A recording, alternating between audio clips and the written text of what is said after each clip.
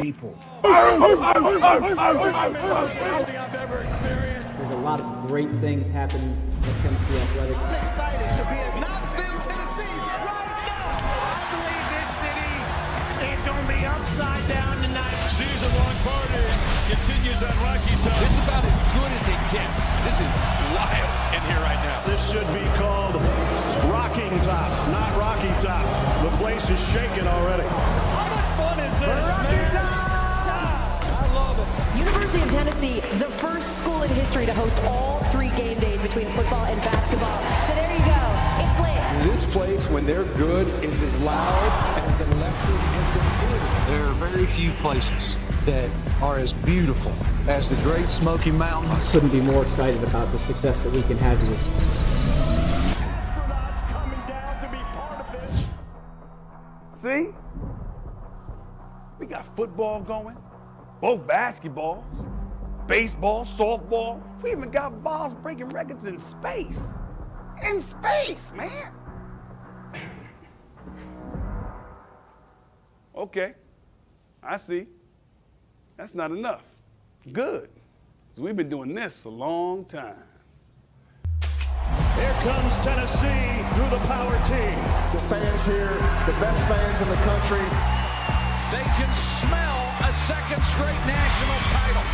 This might be the most lit crowd we've had all season. Gam, ham, sick. Tennessee dribbles out the clock. 2 seconds, 1 second. And the Lady Volunteers of Tennessee have repeated as national champions. The loudest environment I've ever witnessed in Everybody person. standing at Thompson Bowling Arena. What a roar from this crowd, and they've been in this game all night long. Pandemonium reigns.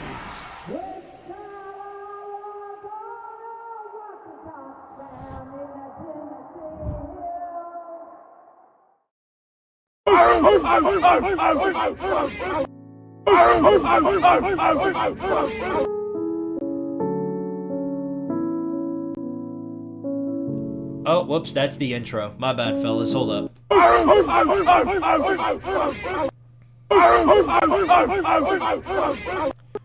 Yeah, y'all get to see that new stinger courtesy of Lucas Sharp. He sent me that this morning, and I immediately knew I had to turn that into a stinger. So shout out to the Georgia fans who are in here currently. Also, oi, fellow comrades, it's Squidtard here, as well as Lucas Sharp, and welcome to episode 3 of the VOLSTAR podcast, a show that's currently still in development. We still have some things to figure out, including I got to make an intro for the show. I plan to have that ready sometime next week.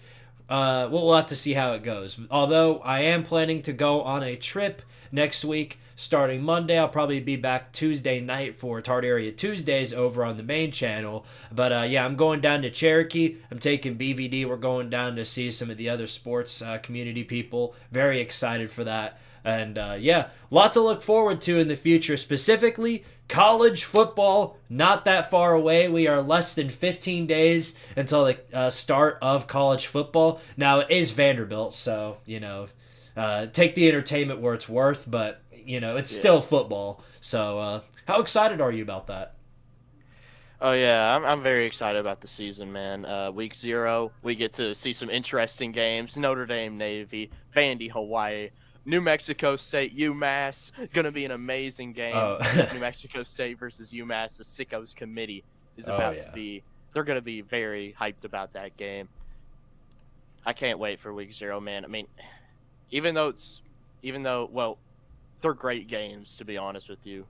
But, I mean – Hey, that'll probably be the most competitive game all week, so expect me to stay in tune for that.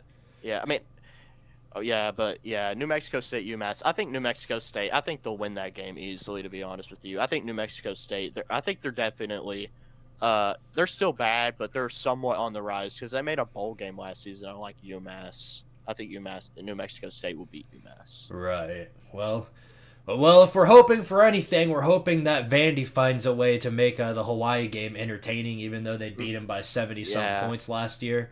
And plus, this time it's at home. Vandy, they're gonna blow Hawaii out. Hawaii, they're absolutely they're terrible, man. Yeah, anybody that's anybody that's looking to watch that game in hopes of a Vandy downfall, they might want to wait until the week after when they play Wake Forest. So, or is it 2 weeks after? Nonetheless, though, yeah, we'll see how that goes. But for those of you who are looking for just football in general, it's already here as we got to see some of the NFL. NFL preseason games, and most of them went about as expected. Most of the players that we saw in the NFL draft got their first chance at starting, and some of them looked really good, and some of them, not so much. I guess the most surprising part is the debut of the quarterbacks was not a pleasant time. C.J. Stroud had a rough start. Will Levis had a tough start with Tennessee. And the same thing, for a lot of quarterbacks. Yeah. So, it's stuff that we expect. Were there any, Lucas, you know about this more than I would, but were there any Tennessee players that got the chance to shine? Well, I'm pretty sure actually Cedric Tillman with the Browns. I remember on the first drive he actually had some pretty nice catches against the Jets. And then I think it was Todd Kelly Jr., running back. He's running back for the Browns now. Oh, wow. He had some pretty nice yards, and I think he actually got like the scoring touchdown, I think so. But yeah, that first drive by the Browns, it was definitely all Tennessee. Oh yeah, definitely. We already know that those people are gonna absolutely dominate in the NFL. Very excited to see what they can do. We got a few people in the comments already. What's up, Janine Senti and Jason Hughes? LSU Tigers fan here. Well, we appreciate anybody from any fan base, so I appreciate you sticking around for this show. And as somebody who has a soft spot for LSU, I'm more than happy to see somebody from that fan base over here. Except you got Vandy going 9-3, and you might need to get checked for a little bit of brain damage. But other than that, nothing. We're really happy to have you here. Yeah. So we talked about, NFL preseason. Not too much going on with there. You guys still got a few more weeks of that. But yeah, college football not too far away from now. Let me check when week 0 actually kicks off. Because it's, like we mentioned, Vandy and Hawaii are playing. Expect a blowout there. New Mexico State and UMass, they're playing. Notre Dame and Navy. If Notre Dame comes in and they have Notre Dame syndrome, like we all expect for them to have, I say it and I'll say it again, Notre Dame syndrome, basically, I've used the phrase a bunch of times, is when Notre Dame goes into a game they're heavily favored in and always makes it the closest game and narrowly pulls it out. So I think in that game, maybe Navy could give them a tough task considering Navy runs the triple option. But I think Notre Dame, they'll still win in a blowout. Yeah. Because I think Marcus Freeman, I think he's the real deal, to be honest with you. And plus they bring in, what's-his-face, Sam Hartman from Wake Forest. I think Notre Dame, I think they're going to be really good this season. Now, I forgot to take into account, of course, USC plays San Jose State on that day, too. So we'll get to see some of that Caleb Williams action late at night at 8 o'clock. But the best team of all also plays on this day.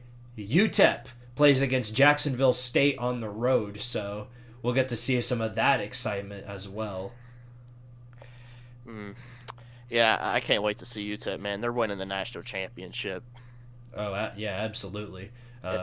And also, it's kind of weird. This is actually Jacksonville State's first year in the FBS after moving up from the FCS level. Oh, wow, so, yeah. I forgot that they moved up. Yeah, and also Sam Houston State moved up, and I can't remember who else moved up. Take notes, Pac-12. You'll need it. I'm honestly surprised that North Dakota State and South Dakota State hasn't moved up yet. I think it's going to be sometime soon. Yeah. I've heard reasons why they haven't moved up. I've heard it's because of their stadium capacity, which I find is weird. Because apparently you have to have a certain amount of capacity to move up. Is that right? So yeah. Sam Houston currently holds more people than North Dakota and South Dakota State? Huh. I did not know that. I guess, let me see.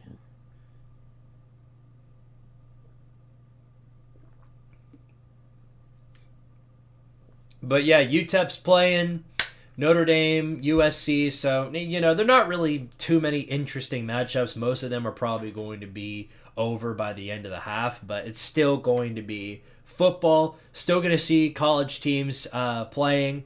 And with all that being said, it's very exciting. Oh, never mind. North Dakota State does have a higher capacity than Sam Houston State. I mean, I don't know. I guess North Dakota State and South Dakota State don't want to move up because they just like dominating the FCS. Yeah, expect for them to make the move soon. Shocking revelation here. Lucas, just take a guess here. Take a guess at how much a ticket to Vanderbilt, Hawaii costs. Because last time, if you don't know, there's a guy named Julio on Twitter.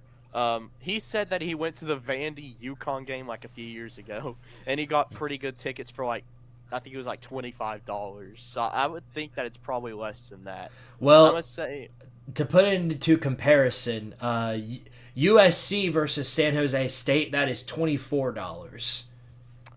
Oh yeah, so I think it'll probably be less than $24 then. I'm gonna say $15. Nope, it's $7. Wait, $7? Yeah, so if you got some spare quarters lying around, go ahead and walk into Nashville to watch Vandy blow out Hawaii. Yeah, nothing more special than that. But yeah, looking forward to seeing how it goes for them. That's actually kind of sad. You'd be spending more money on gas money than going to the game. Like, when was the last time you'd be able to even say that? I don't know. They need everybody. They need everybody they can. Between them and UCLA, I wouldn't be surprised if they start bringing in people for free to watch their games. Yeah. So, let's see. Janine says, for Tennessee versus Virginia week 1, yeah. Crazy, isn't it? I think next week is the last Saturday without college football, so we're not that much farther away. Which also means that by this time, I think it's going to be episode 5 of the VOLSTAR podcast. We're going to be talking about the games from last night. So yeah, very pumped about that. But first, we got to talk about some of the other things here. As the title says, we're going to be giving our conference predictions. Specifically, I've laid out a bunch of. I've laid out all of my predictions already. I've finished all of them. My last one was Tennessee, if you want to go check that out in depth. But I've done every other Power 5 team. I just never bothered to make a video on them because I doubt there's many people that are walking around going, oh man, I really wish I could see some Virginia Cavaliers predictions. So, take from it what you will, but I do have all of the predictions laid out. And I'm going to go ahead and show you guys right now. And I'm going to start, so I'll just go ahead and do them in order how I usually do them. So I'll start with the ACC, and most people expect that Clemson is going to, Clemson's going to dominate that conference, or it's going to be Florida State, and it's hard for me to disagree with that. So let me see if I can lie this out here. Oh, by the way, shout out to the new stinger. Let me play that again for y'all.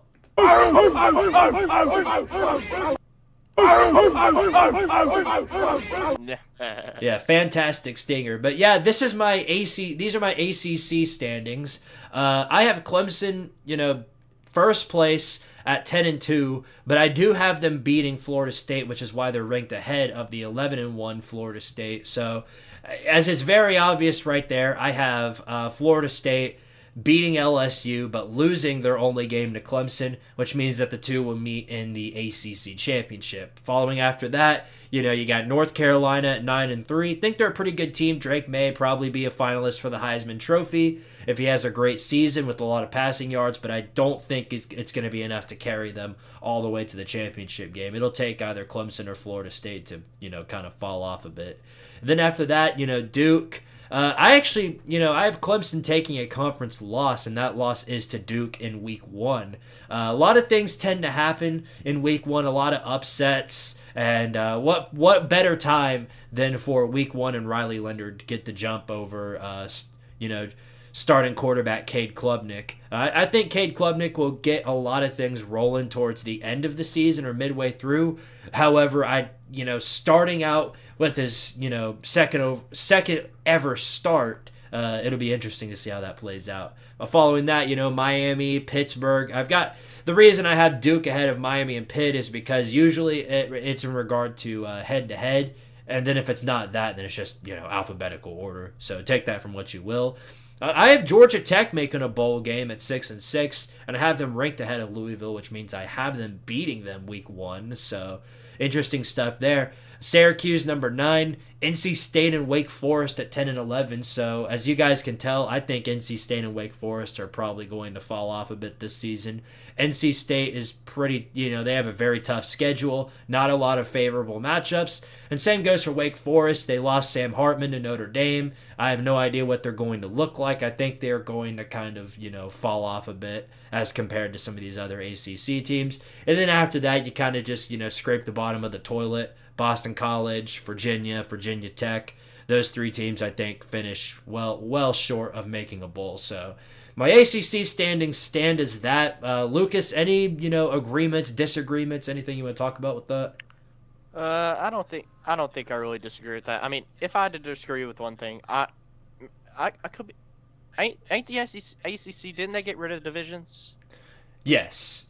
Oh, they did. Mm-hmm. So, I would probably say that the ACC last place is obviously going to be either Virginia or Boston College. Those are obviously going to be the 2 worst teams, I would believe. So, and then top 3 teams are probably going to be North Carolina, Florida State, and Clemson. But yeah, I feel like the ACC championship game, it's probably going to be Florida State and Clemson. I would probably say that. And then Georgia Tech making a bowl, I agree with that. I think what's his name, Brent Key. I think he's definitely gonna make some changes down there at Georgia Tech. He's definitely been recruiting better than Jeff Collins, I believe so, and I think he's definitely got some more passion than Jeff Collins. Which I mean, I think coaches with passion, I think coaches with passion, I think they're really good coaches because they know how to get the players fired up and get them ready for a game. And I like that about Brent Key. So yeah, I agree with those. I agree with those predictions. All right, well, I'll go ahead and so, like I mentioned, I have Clemson and Florida State playing for the ACC championship. Anybody that wants to talk about the difficulty of the schedules for the top 3 teams, of course, Clemson and North Carolina both have to play Notre Dame, but Florida State does have to play LSU, so I think that balances it out. But all 3 of those teams have pretty rough schedules and a rough path there. Both these teams are really good. And in this matchup, of course, it's going to be a rematch in a neutral site field as compared to Clemson having home field advantage. But I think at this point in the season, I think Cade Klubnik will be a lot more. I think he'll perform a lot better than at the start of the season. He'll have relaxed with the team. He'll be able to work with the team a whole lot better, I think, because from the start of the season till the end, that's plenty of training experience. He'll have a lot of that under his belt, and that's the most important thing for a talent like that. And I do think Jordan Travis is a really good quarterback. There are people saying that he's a Heisman finalist, and while I don't think he's quite there yet, I think he is definitely good enough to, guide Florida State to a ACC, an ACC title. So it was really tough for me to figure out who I think would, win the conference. And, usually the standing and the thought process through this is that you can't beat a good team twice, which is why a lot of people say that, Florida State, if Clemson beats Florida State in the regular season and FSU finishes at 11-1, chances are they're making it to the playoffs because they're going to beat Clemson in the ACC championship game. Well, I tend to disagree. I mentioned how Cade Klubnik will be a lot, he's going to definitely improve over the course of the season. This will be another great game. However, I think Florida State gets Utah or USC'd here, like in the Pac-12 championship last year. I think Clemson.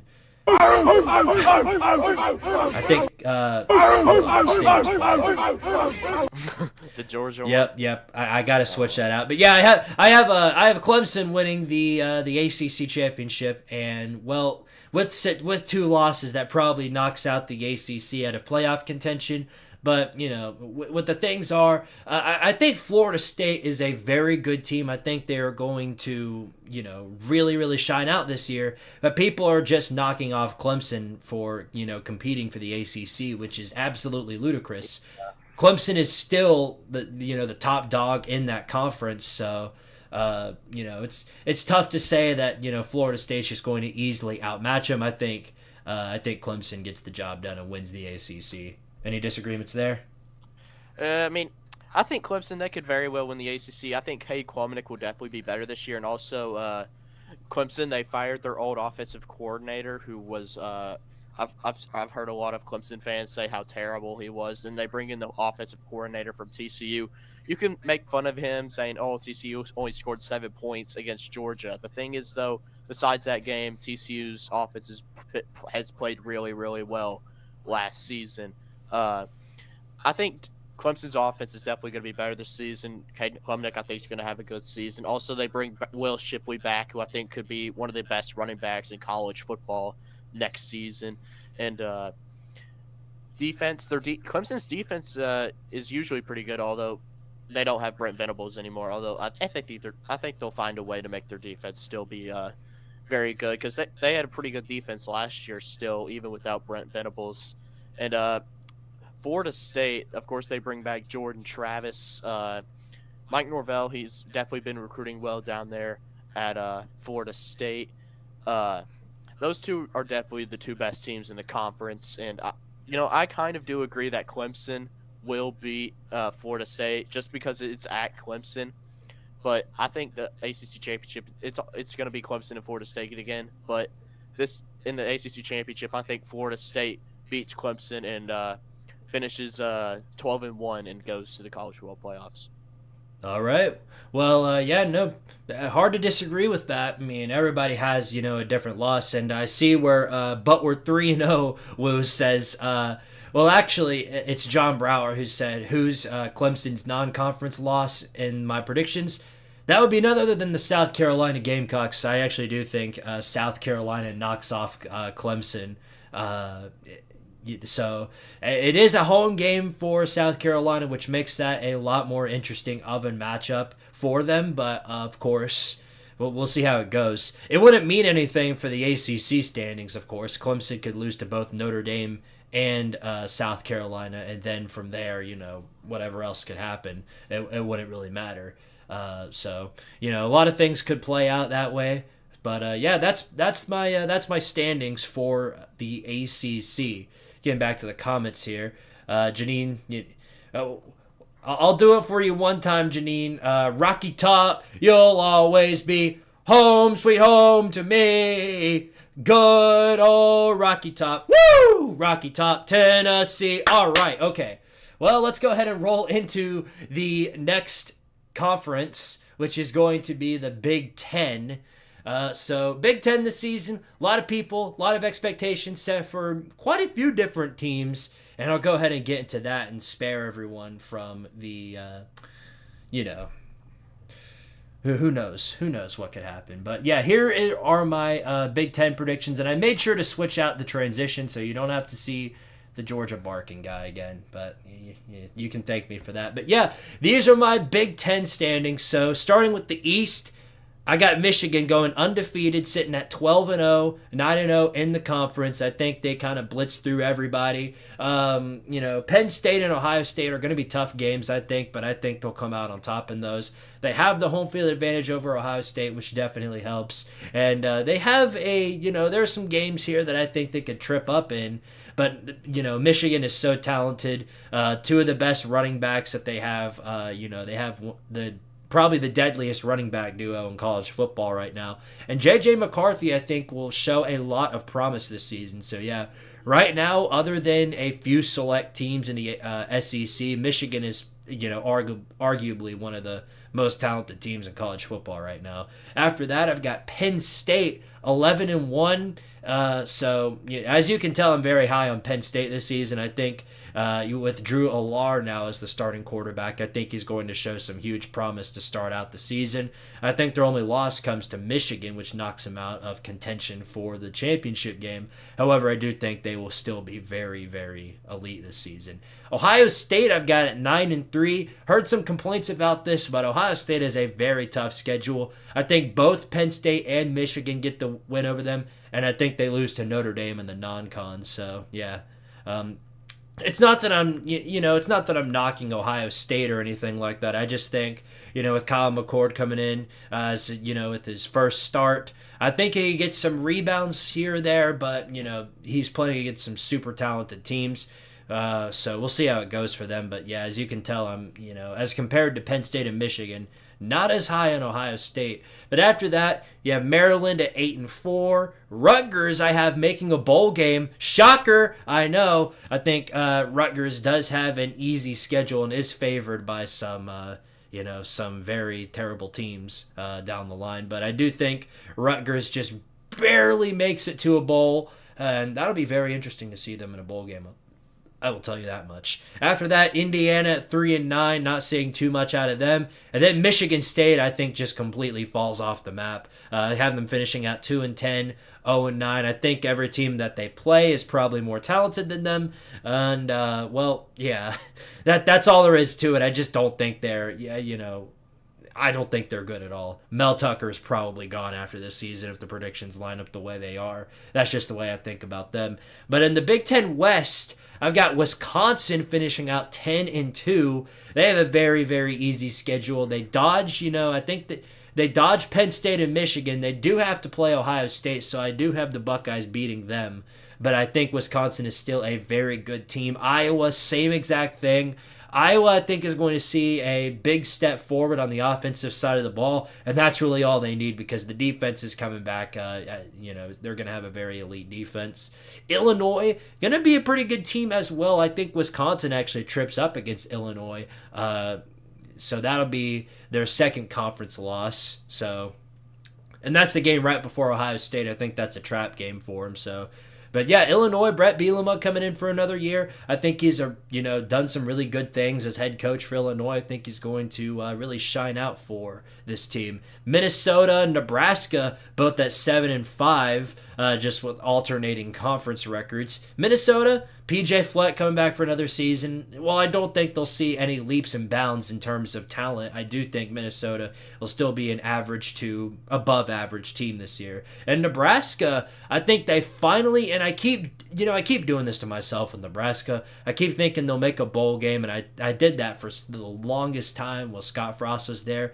But now with Matt Rule being there and the recruits that they've picked up and, the way things have played out for them, I think Nebraska, with a favorable schedule, will have what it takes to at least make it to a bowl game with a little bit of extra at 7-5 there. Purdue, I have them going 4-8. I think they're going to really miss Jeff Brom this season. There really isn't too much going for him. A lot of inexperienced players there. There isn't really too much going for him. And then Northwestern, shocking revelation here. Have them only winning one game in the season. I forgot who it's to, but I do have them.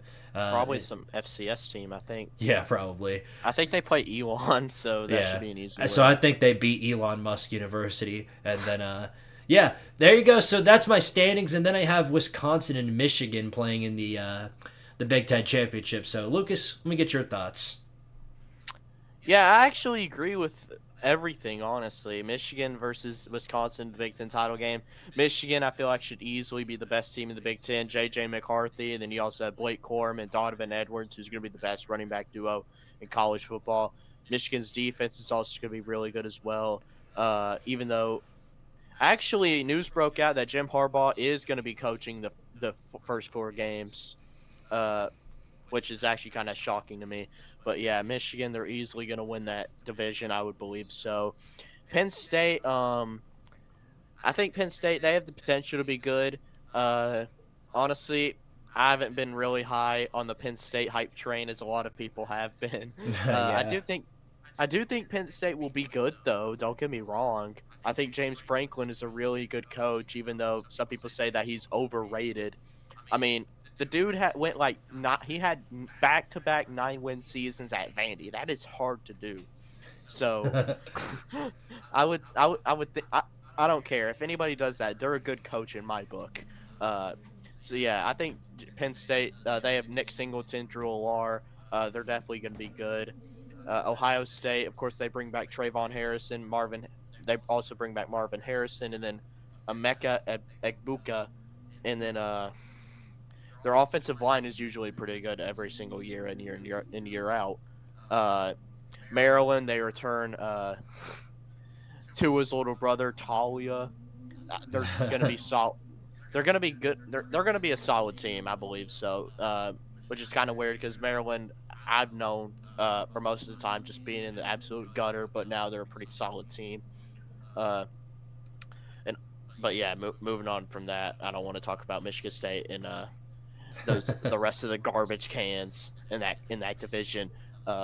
Big Ten West, Wisconsin. I feel like this is Wisconsin's division to lose, even though this is Luke Fickell's first year. Luke Fickell, he's a really good head coach. I mean, he's the only coach to have ever gotten a Group of 5 team to the college football playoffs. And also, he developed Desmond Ridder, Jerome Ford. He also helped develop Sauce Gardner, who won Rookie of the Year defensively, by the way. So, yeah, I think that's Wisconsin's division to lose. And also, with Nebraska, I agree with you, Squid. I think this is the year Nebraska finally makes a bowl game because of Matt Rule. I truly believe Matt Rule. I think he's a good coach. I mean, he's turned Temple around. He's turned Baylor around. I mean, his track record, it shows that he is a winner. Of course, he hasn't really won. I don't think he's actually won any conference titles or anything. But he's had years where he's had Baylor finish top 10 in a season at one point. And I think this is the year Nebraska finally makes a bowl game because even though Matt Rule, he didn't succeed in the NFL. I mean, NFL coach and college football coach, that's two different types of jobs, right? Mm-hmm. Because in college football, I believe, because some coaches, they can recruit and some can't. And plus, in NFL, there's some offenses that don't work, but in college football, that offense does work. I mean, it's just two completely different leagues. And Matt Rule, he's one of those guys who he works in college but doesn't work in NFL. Like Nick Saban, another great example. Works in college but didn't succeed in the NFL. The NFL is just a different breed. Right. But yeah, I guess I'm done talking about the Big Ten. It's a mid-conference anyway. Ooh. Well, yeah, no, you summed that up pretty well. Of course, there are going to be some disagreements here, specifically with Michigan State, not winning a conference game. Yeah. Maybe they do a little bit better than that, but I would rather ride with a team like Rutgers, a team that's a lot. I mean, there's not a lot going for Michigan State. I think Mel Tucker's already on his way out the door. He's just a matter of time. But yeah, most of these, Ohio State, I still think they're an extremely talented team. However, I just, compared to Penn State and Michigan, who are two very, very talented teams, and Notre Dame too, can't discredit them either. I just think Ohio State is going to be slightly outmatched in that category.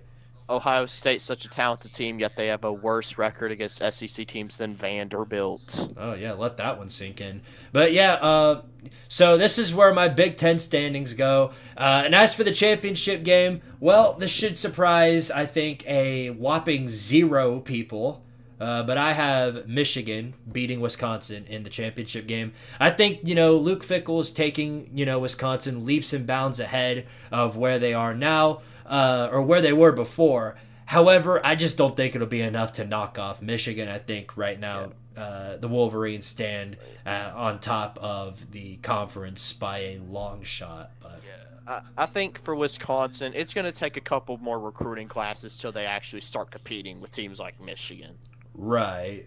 I tend to agree with that. So we'll see how it goes. You did mention it was Wisconsin's division to lose, and while I guess that's the only thing I disagree with, because Iowa, I think, also has the potential, because if their offense, I forgot about Iowa. Iowa, even with an average level offense, I think is good enough to win that division. Because Iowa is one of the best defenses in college football, arguably. Yeah. And, all they need is an average offense. I mean, last year Iowa couldn't figure out what scoring even was. It was like watching a baseball team every time they'd go out onto the field. But nonetheless, it was still great. I mean, it was a better season than how it could have turned out if the defense wasn't really that good. But they're bringing back a lot of key positions there. It'll be interesting to see how it plays out, but But yeah, people. If you don't know how bad Iowa's offense is, they literally beat South Dakota State 7-3 last year. You would have thought they would have gotten a touchdown, but nope. It was a field goal and 2 safeties. Only Iowa. Only Iowa.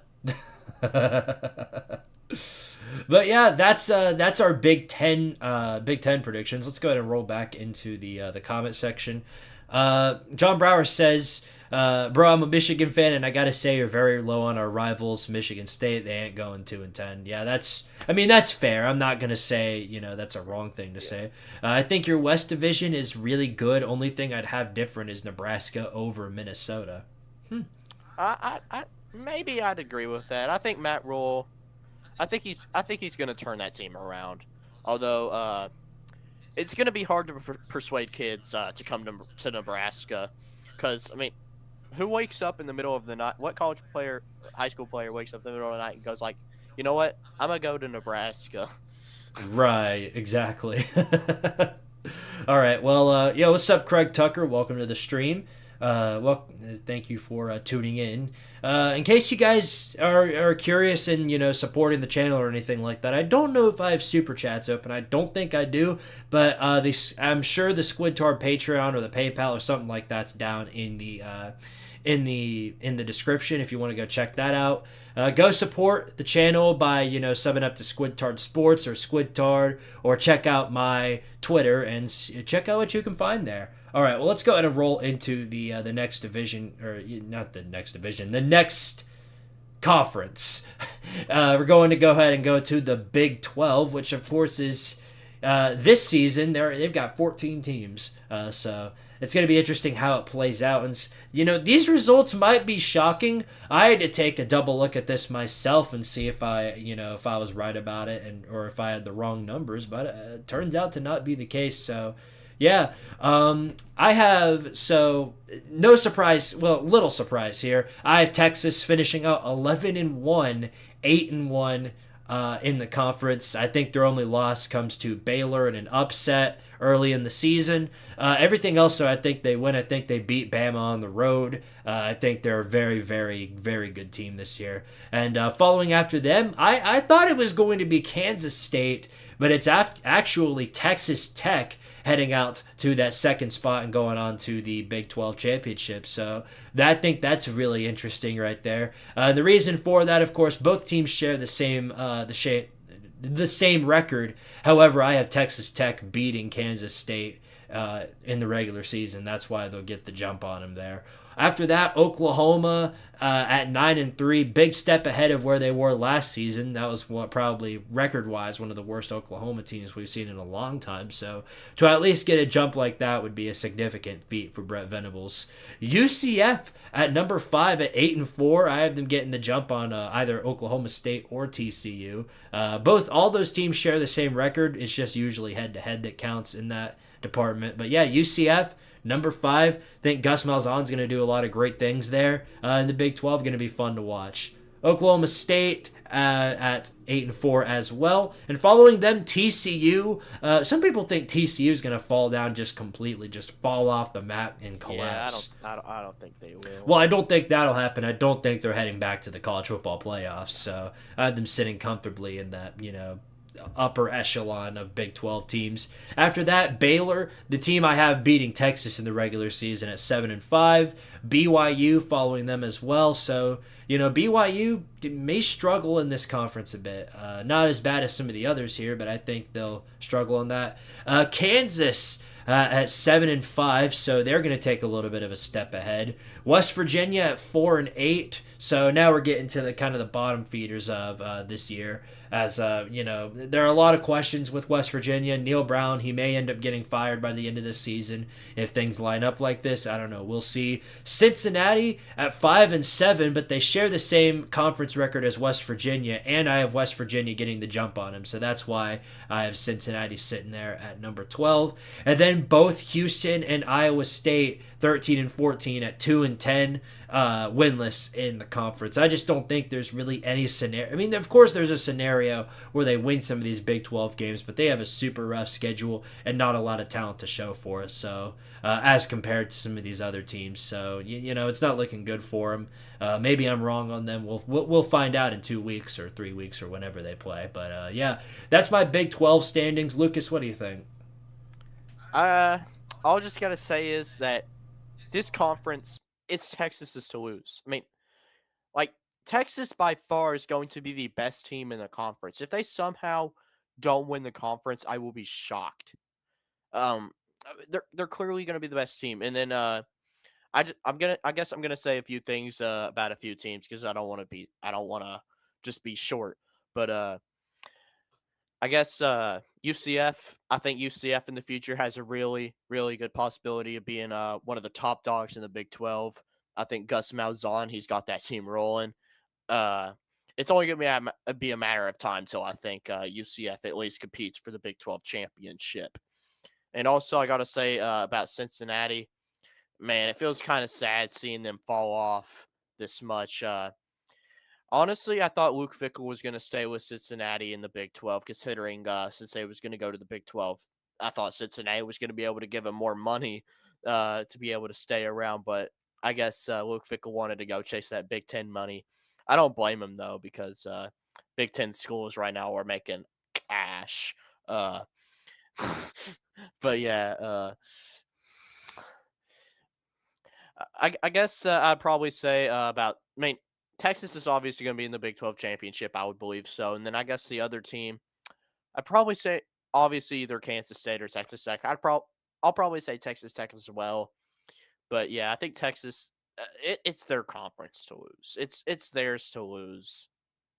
Right. I tend to agree with that. And as for the championship game, well, I'm kind of doing the same thing I did with Clemson and Florida State. Well, this is very interesting because if this lines up exactly how I think it does, that means Texas and Texas Tech play each other in alternating weeks. So it's going to be they play each other. I think Texas has home field in the first matchup, so they'll play each other there. And I think Texas wins that game. But then they'll see each other again the very next week in the Big 12 championship. That's going to make for a very interesting game, I think. A lot of people are going to have their eyes on that if that lines up exactly how I think it will. But as for the matchup itself, both teams are pretty good. But even without home field, I think Texas is going to come in as the more talented team. And just like Utah to USC, I think Texas Tech gets beat twice. And I think Texas solidifies their spot in the college football playoffs by getting a win over Texas Tech in the Big 12 championship. So therefore, yeah, I've got Texas winning the Big 12. All right, I guess it's on to the MAC-12. Oh, yes. Yeah. But, yeah, those are my Big 12 predictions. Seems pretty fair to me, I guess, but we'll see. But, yeah, let's go ahead and roll into the next one here. Pac-12. Or I like to call it the MAC-12.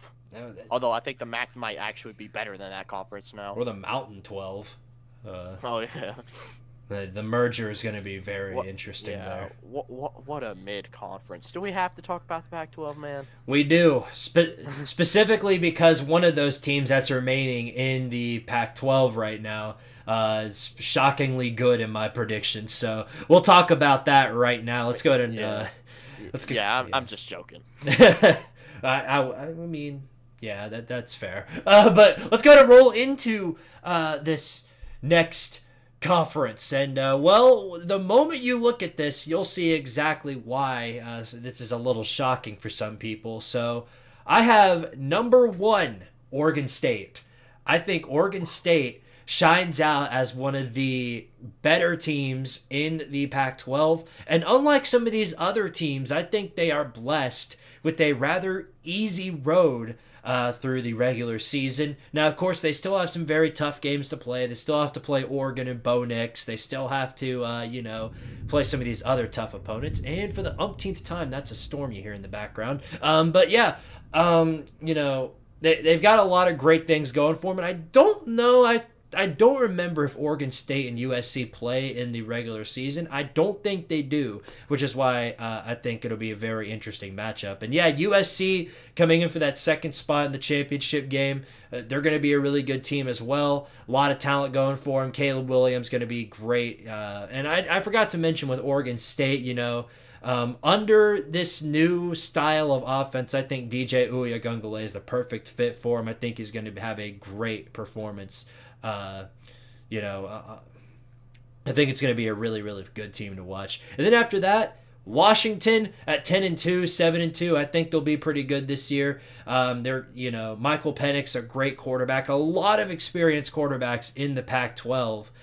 So it's going to be a very fun one to watch. However, I just think they come just short of the Pac-12 championship game. After that, Oregon, I have them going 9-3, 7-2 in the conference. So Oregon kind of slips a bit in my predictions. Well, I don't think they'll necessarily be bad. I don't think they'll be, I don't think they'll be terrible. Of course not that. I do have their one of their losses coming to Texas Tech, which is probably why they look so good in the Big 12. But yeah, as it goes for, conference standings, I think they'll be really, I still think they'll be a pretty good team, but I don't think they're going to make it to the championship game if things line up the way they are here.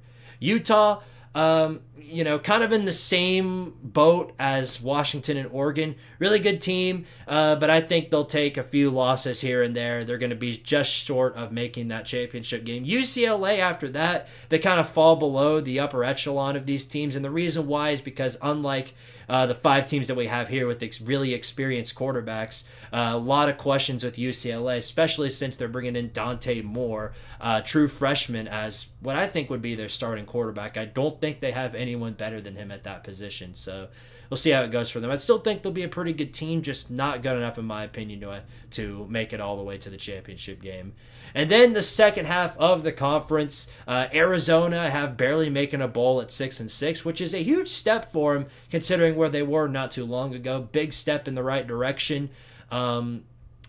Washington State at 5-7, think they'll be just short of a bowl. Don't really see them doing too much this year. And oh boy, a lot of people are about to get mad. You already know the Dion fans are going to be rushing to the comment section. I've got Colorado at 3-9. Now, yeah, I don't have them going 0-12, so yeah, so that's better than anything, I guess. I have them taking 2 conference dubs, including over Arizona State and Stanford. I also have going 1-8, and then Cal at the very bottom. I think they lose to Stanford in that tiebreaker. So yeah, I have 4 teams going 3-9, just Colorado and Arizona State with a little bit of a better record. But yeah, that's my Pac-12 standings. What do you think, Lucas? Yeah, I agree with it. I mean, I feel like in this conference, the only teams that are worth mentioning are Oregon State, Oregon, USC, and Washington. Those are the only teams that are worth anything in that conference right now. The rest of the teams are garbage, in my opinion. But yeah, I just got to say one thing about Colorado. The people who think Colorado's winning the national championship this year, they're not college football fans. They're just Deion Sanders fans. And don't get me wrong, I kind of want Deion Sanders to succeed, even though these dumb people are kind of making me not want him to succeed. I still want him to succeed because I have nothing against Deion Sanders. Yeah, I do think Colorado. I think they kind of have a bright future ahead of them if they keep recruiting the way they've been doing. They are bringing in some good talent, but like I mean, they're still going to be terrible. Don't get me wrong, but I do think they're going to be. I do think year 3 should be the year that they actually like make a bowl game. I would believe so. But yeah, I would say that Oregon State. I do think Oregon State's going to be really good this year. I don't know if they'll make the Pac-12 championship though. I'm probably going to say the Pac-12 championship is going to be USC versus. I'm going to say Oregon. But I think USC should. I think they should win this conference easily. And also, I guess another team I forgot to mention that I should say that's probably should be that's actually worth something in this conference is Utah. I forgot about them. Yeah. Yeah, that's fair.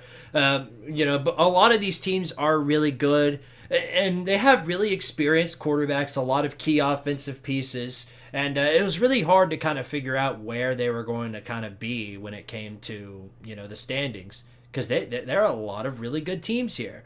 But yeah, no, USC and Oregon State were the two that I thought had the best path to the championship game, and, well, in USC's case, the most talented team. I mean, don't get me wrong. Oregon State, I could honestly kind of see them in the Pac-12 championship game just because how garbage that conference is. But I do think Oregon State, they're a team on the rise, though. I think they're a really good team. They were a really good team last year. They had a 10-win season. I think they're going to be really good again, honestly. Yeah, I mean, really wouldn't surprise me. Yeah, in terms of Colorado, a lot of people like to mention just, how many transfers they got. Well, most of these guys came from Jackson State, along with Deion Sanders, and transitioning from FCS, not just to FBS, but the Power 5, it's not going to be just a instant road of glory for these guys. So yeah, it's going to take about a year or two for them to, like, actually mesh. Yeah, no, it's not going to be. It's not going to go too well for him year one. I do think, Deion is the right guy for Colorado. I think they'll do some great things this year. Maybe, win one or two more games, but I don't think they're making a bowl. Yeah. So I mean, I would say the goal for Colorado this season is to not make a bowl game. I mean, not even probably to get to, like, 4 wins, but at least show signs of life this season. Show that their team is on the rise. Right. And what better time to do that because they're heading to the Big 12 after this year, so. Yeah. So now we're going to go ahead and talk about who I think is winning the championship game. Yeah. And while I do, of course, Oregon State, I have them finishing ahead, and that's of USC, and that's only because just the alphabet would have it that way. But, yeah, no.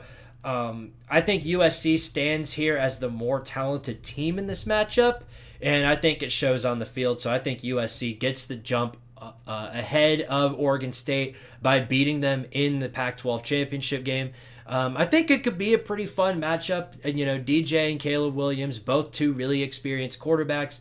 I just think with Lincoln Riley as probably one of the best offensive minds in college football, second to Josh Heupel, he's still a very, very good offensive mind, and he's going to show out in this matchup. USC could probably put up 40-something points in this game. And, well, yeah, I think they do what they couldn't do last year and get the job done in the Pac-12 championship game and win that game. Yeah, and hopefully finally make the playoffs this season just to get blown out. Well, because that's Lincoln Riley for yeah, you. You know who their head coach is. He makes the playoffs just to get blown out by an SEC team. Well, maybe they'll get lucky. Actually, that's why he left. And that's why he left Oklahoma. He's scared of playing those SEC teams. He'll need to I think, in my opinion, he'll need to dominate Oregon State in order to. Because if the things line up here, my playoffs, it's going to be like, SEC team, Michigan, USC and Texas. USC will have to get lucky and try and fit into that 3 spot. Because, I don't think they're going to do too well against an SEC team, especially if it's who I think it's going to be. So we'll see how it goes for them. But, yeah, that's all there is to it with them. But, yeah. All right. Finally, we're talking about the only conference that matters. I know, right? Baby. So the SEC, what's going on with them? Well, a lot of talented teams in this conference, of course. Some of them I think are going to kind of fall off, and some I think are going to rise and surprise a lot of people. We're going to go ahead and talk about that right now. Let me see if the comments have switched up or anything. nothing new there. All right, let's go ahead and talk about it. So the SEC, a lot of interesting things going on with them, and there are going to be some surprising things when I reveal this to you guys, but I'll go ahead and drop it in now. So here are my SEC standings. So I'll go ahead and start out with the East.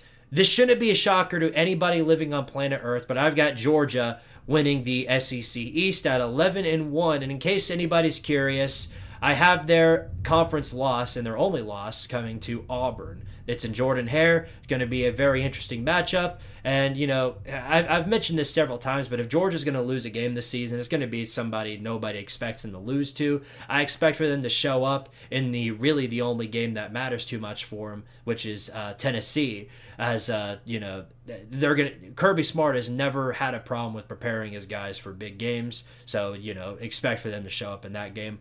I think they're a little bit more talented than Tennessee, and I think it'll show out on the field. They've got a big depth advantage, so we'll see how that goes. But yeah, after them, got Tennessee coming in at 10-2. I think Tennessee will be around the same level that they were last season. Of course, two of us being Vol fans, we, of course, are on our knees hoping that we get the dub over Georgia and win the East. But, you know, wishful thinking is all there is to it. So, unfortunately, I don't think that's going to happen. It very well could, and we're going to be riding with that throughout the entire season. But, no, I've got Tennessee at 10-2. Think they lose to Bama and Georgia.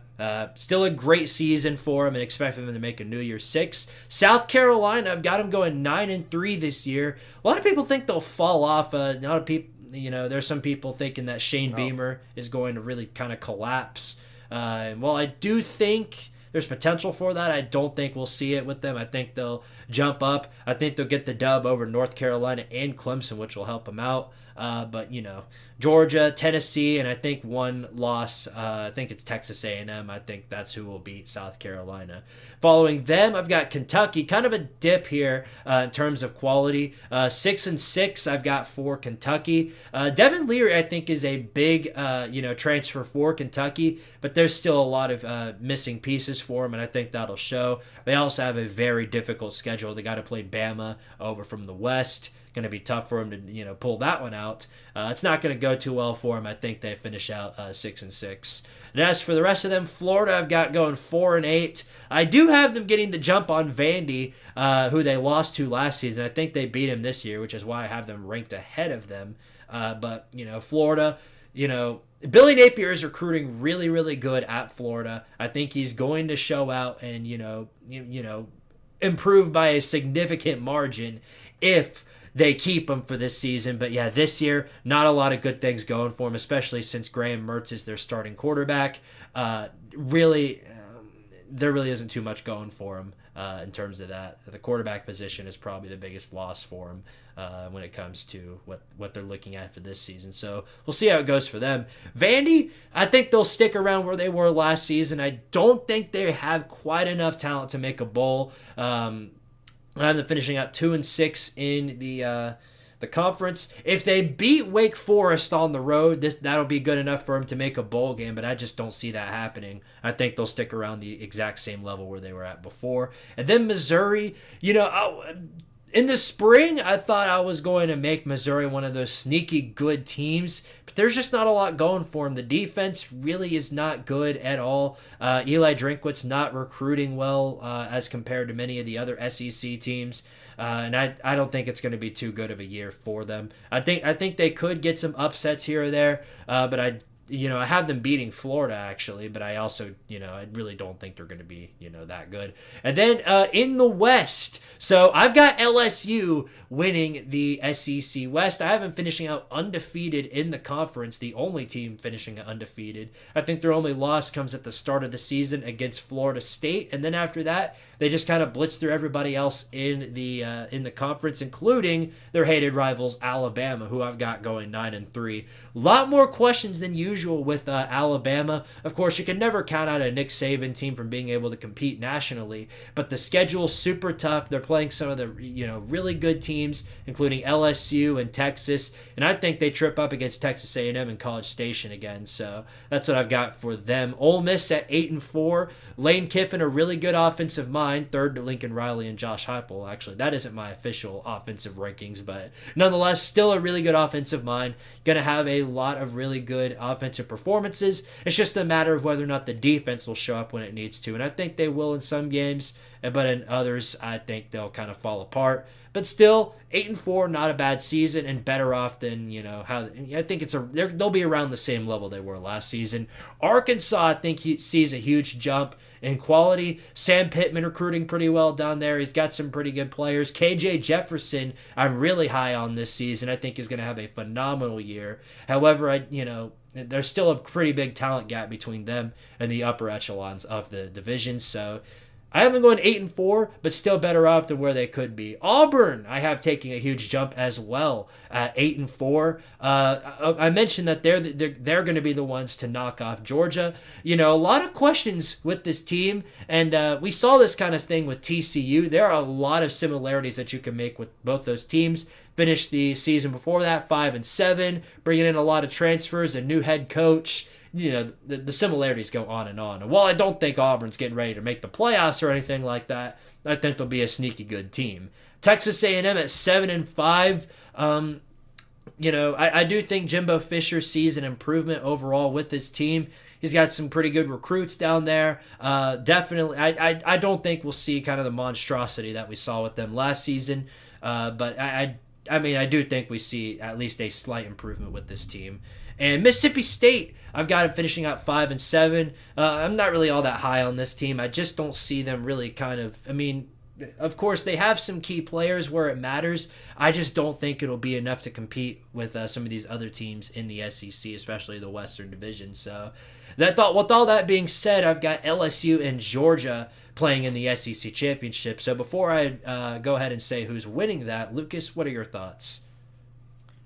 Yeah, I agree with Georgia versus LSU in the SEC Championship. I think LSU, I think they also lose to Florida State early in the year, but then I think they run the table and win out, going 11-1. And Georgia, as much as I hate to say it, I think they go 12-0, to be honest with you. But maybe they could trip on the road to Auburn.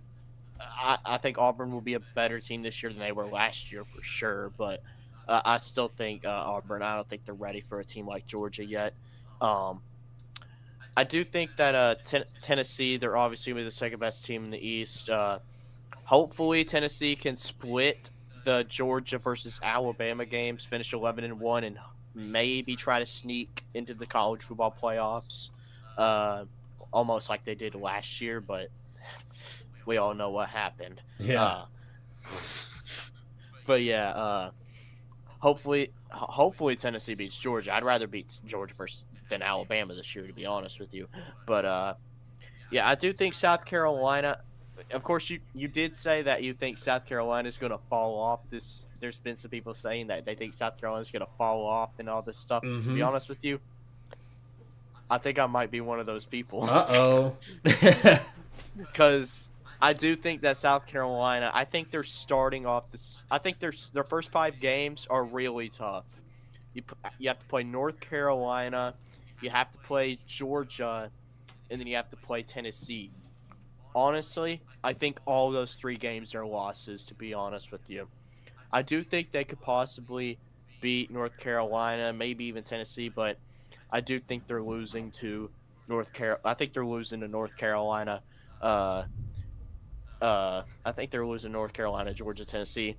And also, I heard you said that you have South Carolina beating Clemson. Honestly, I have Clemson beating South Carolina because I do think that Clemson, I think they're going to be a better team this year. The reason South Carolina beat Clemson last season was because of Clemson's inept offense. I do think Clemson's offense is going to be better this season. And I do think Dabo Swinney, I think he has that game circled for this upcoming season. I think Clemson's pissed, and they're going to look to try to get revenge, and I think they're going to get revenge. But moving on to Florida, I'm not going to talk about Kentucky right now, but moving on to Florida, I do think Florida's going to be terrible this season. The only thing I like about Florida is what's their receiver's name? I can't remember. I can't recall either. However, one of the things they do have is they actually have a pretty good running back core. Yeah, that Trevor Etienne. He's good. I like him. I'll be honest with you. I like him. I like Trevor Etienne. He's Travis Etienne's like younger brother. But yeah, I think I could be wrong. Ain't their wide receiver's name like Jacob Copeland or something like that? I thought he already moved on to the. I thought he already moved on to the NFL. I mean, I could be wrong about that. I'm not. I mean, I don't remember off the top of my head. I could do the research on that real quick. You must be talking about. I mean, they have Ricky Pearsall, who I think is pretty. Oh yeah, Ricky Pearsall. That's who I'm talking about. Besides Ricky Pearsall and Trevor Etienne, Florida has nobody on offense. Defense, not very good either. They could honestly possibly lose to Vandy for the second year in a row. Speaking of Vandy, I do think Vandy, even though their record ain't going to show it, I do think they're going to be a little bit better this season than they were last season. Not going to lie. That Mike Wright guy that quarterback Vandy had, not going to lie, I actually kind of liked him. I thought he was actually a pretty solid quarterback. I don't know where he is now. I think is he still with the Commodores? I don't know if he is or not, although I do know that their starting quarterback is AJ Swan. Oh, AJ Swan. He was pretty solid too, although I kind of liked Mike Wright a little bit better just because he was able to like roll out of the pocket and able to scramble. But yeah, I do think Vanderbilt, even though the record ain't going to show, I do think Vanderbilt's going to be a little bit better this season than they were last season. On the west side, of course, LSU, they're obviously going to be the top dogs, I would believe so. You have Jaden Daniels coming back, and then you also have I can't remember who else because I don't know. I just can't remember people's names. Alabama, I believe, should finish second in the West, although I don't know who their starting quarterback is going to be. I've heard it's going to be Jalen Milroe. Whoever the starting quarterback is going to be, it's not going to be as good as Bryce Young. And the wide receivers, they literally led the SEC in dropped passes, apparently, as a whole entire wide receiver group. And you literally had Bryce Young throwing them the ball. I mean, how are you going to be able to make big plays when you have somebody like Jalen Milroe throwing you the ball, which is, I mean, it's going to be hard for Alabama on that side of the ball. I do think the run game is going to be pretty good, though. They have that, I think A.J. McClellan, I think is what his name is. I think he's going to be pretty good. On the defensive side of the ball, you have Dallas Turner returning and also Kool-Aid McKinstry. I wonder what kind of Kool-Aid he drinks. I don't know what kind of flavor he likes, but also I guess for Arkansas, I think Arkansas they'll be a solid team. Sam Pittman, he's had some pretty solid teams at Arkansas. KJ Jefferson returning for them. I think he's going to play a good factor for Arkansas. And also, I think they also returned Rocket Sanders, who I think could probably be one of the better running backs in the SEC this upcoming season. And then I guess for A&M, all I got to say is that hopefully Rick Pitino's calling the plays. You mean Bobby Petrino, right? Oh, crap. I was like, who are you talking about? I thought about Rick Pitino, the basketball coach. Good Lord. My goodness. I just made a fool out of myself. It happens. Welcome to the VOLSTAR podcast. But, yep, there you go. So those of our, at least as it stands now, that's my SEC standings. But let me go ahead and tell you who I think is going to win the championship game. And, well, let me see if I can. Yep. All right. Well, this shouldn't be a shocker to anybody. And, nobody in particular. But I have Georgia winning that game in the championship game against LSU. Both those teams are going to be really good. I think it'll be quite a bit closer than it was last season. I think it could come down to the final play. However, I just think with Georgia's defense and the steps that they have in depth, I think Carson Beck is going to lead Georgia to probably a game-winning drive over LSU, because I love Jaden Daniels, think he's a great quarterback. I think he's going to end up giving that defense fits for a little while. I just don't think it'll be enough to get the jump on Georgia. So we'll see how it goes. I could be wrong about that. Maybe Jaden Daniels comes out and throws for 600 yards, and that sounds like a dream come true. But this ain't Disney World. We'll leave that in Georgia. Mickey Mouse. Yeah, you best believe it. If the SEC championship is LSU versus Georgia, which it'll probably be that, I'm gonna be the biggest LSU fan that day, man. Yeah, I can't say I blame you for that. So that's all there is to it. So yeah, those are our SEC predictions, and we've gone through all the conferences. Let's before we're about to wrap up the show, I do have some things I need to take care of, but before we do that, let's jump into the comment section real quick and see what's going on here. Huffer Billy Paul, shout out to you, buddy.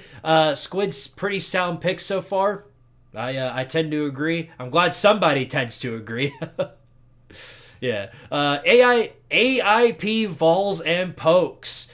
He's here as well. Eli Drinkwitz is a terrible coach for Missouri. If I were a Missouri fan, I would want his arse fired immediately. Well, that'd be something. It could happen. If they end up going 4-8 this year, maybe they decide enough is enough and drop them and move on. But it's just a matter of certainty when it comes to that. Yeah, Jason Hughes says Arkansas 9-3. Could be possible. Yeah, maybe. Yeah. Who would their 3 losses be to? Well, you'd have to assume, Bama, LSU, and then probably an A&M or an Ole Miss or something like that. Yeah, or maybe, maybe they could probably lose to Mizzou because they can't beat Mizzou. Yeah, that too. I had an Arkansas fan. We talked about this on the first episode of Tardaria Tuesdays, I remember we talked about how an Arkansas fan came up to me and talked about how, they own their rivals. They're like, they're 3-10 or 4-10 against Mizzou. And then, you kind of go down the list and they just have a bunch of losing records against their rivals, with the exceptions of like Ole Miss or A&M or something like that. But yeah. The thing is, though, about Ole Miss, they were, before, a few years ago, they were terrible, in the early 2000s. So I would hope Arkansas would be able to beat them. Right. I would think so as well. It would be bad if they couldn't. Yeah. I got Bama going 10-2 this year in the regular season. I've got them losing to Texas A&M and LSU. That's fair. That's only one game off from how I predicted them. Well, yeah, that's fair. Hopefully, they go 9-3 or something like that. Right. Because, if you think about it, maybe they could be worse. Because I feel like A&M's. They could lose to A&M, LSU, Tennessee, Texas. Yeah, we're going under the assumption that they aren't about to lose to Tennessee. So, I'm putting my homerism aside for the predictions. It's going to be very interesting though, and of course, when I start uploading my pick'ems, starting next week, it's going to make for some very interesting things. I wonder if I can have a better record than last time. We'll talk about that next week, but yeah, we're going to go ahead and wrap it up on this end. There's storms moving through for the 17th day in a row, so it's probably heading my way. Probably. So. I'm getting real sick of it, I'll tell you that much. I'm thinking it's about time that we, move on to the friggin' fall. So it's every day now with these storms, so it's like, bugger off, why don't you?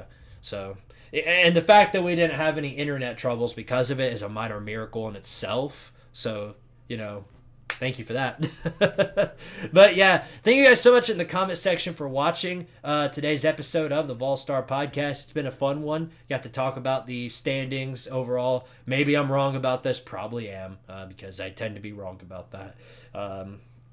Well, nobody's perfect, so. Yeah, I'm like Desmond Howard when he did his playoff reel, and he had Pittsburgh, Texas A&M, Michigan State. No, he had Michigan. It was Michigan, Texas A&M, Pittsburgh, and Baylor. That's who it was. Good Lord. Yeah. I mean, how could you predict that playoff? I mean, honestly, if I had to predict my playoff, I'd probably put Georgia 1, Michigan 2. Then I'd probably put USC 3 and then Florida State 4. I mean, I get it because as a sports analyst, it's never fun to be like, take the top 4 teams in the college football right now and put them into the playoffs. It never usually works out that way. The best 4 teams in college football, all those teams are never going to make it into the same college football playoff. It's just not how it works. So chances are we'll probably see 1 or 2 sneaky teams like we did last season and the season before that and the season before that. It's going to be one of those things. But I'm and I can see why analysts do that thing where they're like, they pick a bunch of teams that nobody expects to make the playoffs. I mean, if I had it my way, I'd come on here and tell you that Tennessee's about to make it into the national championship game, and then Joe Milton throws for 700 yards over Michigan, proves all the doubters wrong, and then goes on to win go 15-0, win the national championship, and become the best program ever.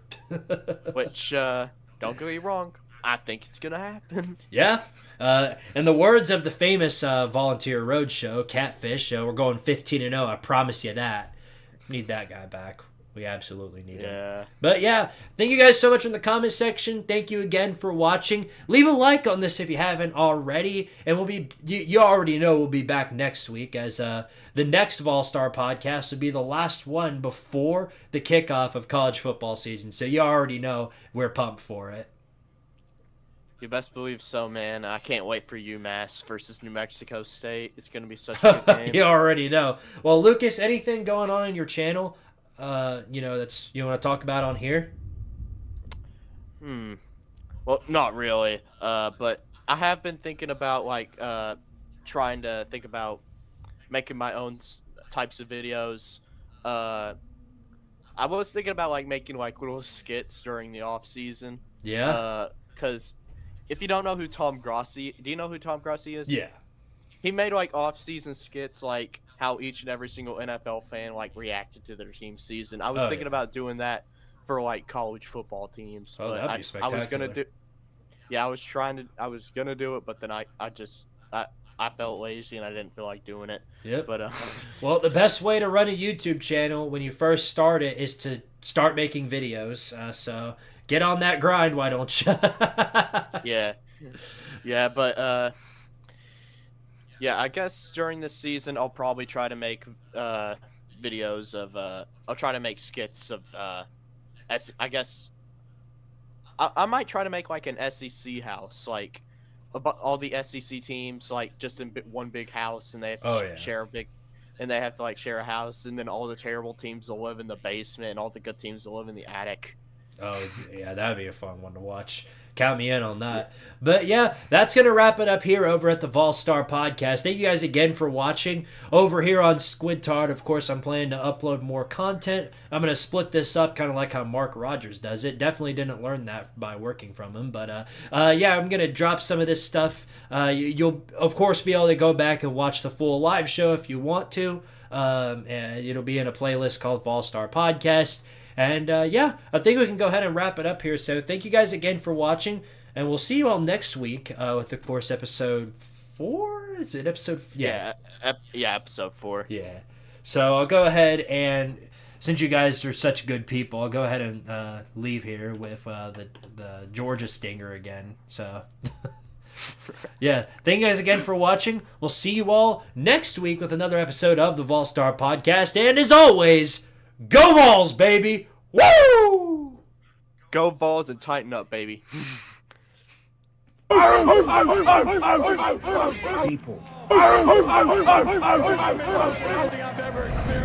a lot of great things happening at Tennessee Athletics. I'm excited to be in Knoxville, Tennessee right now. I believe this city is going to be upside down tonight. Season-long party continues on Rocky Top. This is about as good as it gets.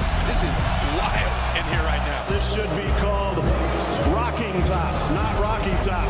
The place is shaking already. How much fun is this, man? I love it. University of Tennessee, the first school in history to host all 3 game days between football and basketball. So there you go. It's lit. This place, when they're good, is as loud and as electric as the theater. There are very few places that are as beautiful as the Great Smoky Mountains. Couldn't be more excited about the success that we can have here. Astronauts coming down to be part of this. See? We got football going, both basketballs, baseball, softball. We even got Vols breaking records in space. In space, man. Okay, I see. That's not enough. Good. 'Cause we've been doing this a long time. Here comes Tennessee through the power team. The fans here, the best fans in the country. They can smell a second straight national title. This might be the most lit crowd we've had all season. Gam, ham, sick. Tennessee dribbles out the clock. 2 seconds, 1 second. And the Lady Volunteers of Tennessee have repeated as national champions. The loudest environment I've ever witnessed in Everybody person. standing at Thompson Bowling Arena. What a roar from this crowd, and they've been in this game all night long. Pandemonium reigns.